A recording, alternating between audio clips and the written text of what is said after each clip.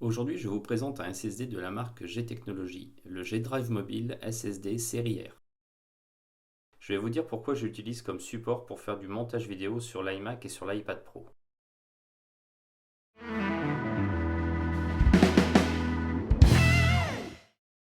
J'ai deux postes de montage pour mes vidéos, un iMac et un iPad Pro. Si je suis chez moi, je privilégie l'iMac, mais en déplacement, j'utilise l'iPad Pro. J'avais le choix entre le T5 de Samsung ou le G-Drive de G-Technology, et je me suis décidé pour ce dernier. Je l'ai acheté moi-même, ce n'est pas un placement de produit.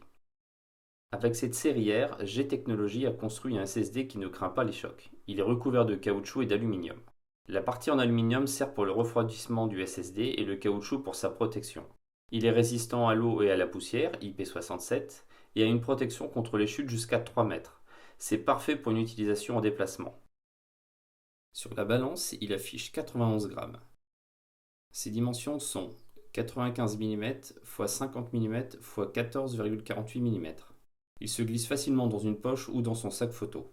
Il est doté d'une interface USB 3.1 génération 2 avec un débit théorique de 560 Mbps par seconde.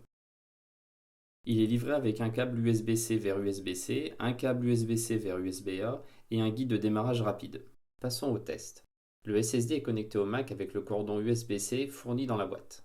Avec l'application Blackmagic, on obtient des débits de 460 à 470 mégaoctets par seconde en écriture et 516 mégaoctets par seconde en lecture.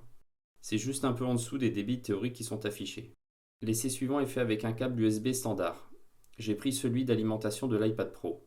Les débits sont en chute libre. On obtient 38 à 39 mégaoctets par seconde en écriture et en lecture. Si le câble fourni vous semble trop petit pour votre usage, achetez un câble USB-C certifié Thunderbolt 3. Avec ce type de câble, vous aurez la garantie d'avoir les débits maximum. J'en ai trouvé un d'1 mètre et j'ai conservé les débits initiaux. Je vous mets le lien dans la description.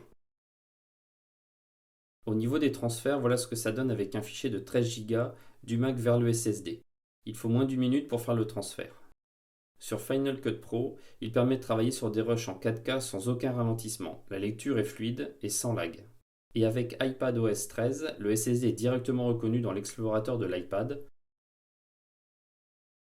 En déplacement, je peux faire mes montages avec LumaFusion. Et pour terminer, les prix. Il existe en version 500 Go à 160 €, 1 Tera à 286 € et la plus grosse capacité à 2 Tera avec un prix de 529 €. Le tout avec une garantie de 5 ans.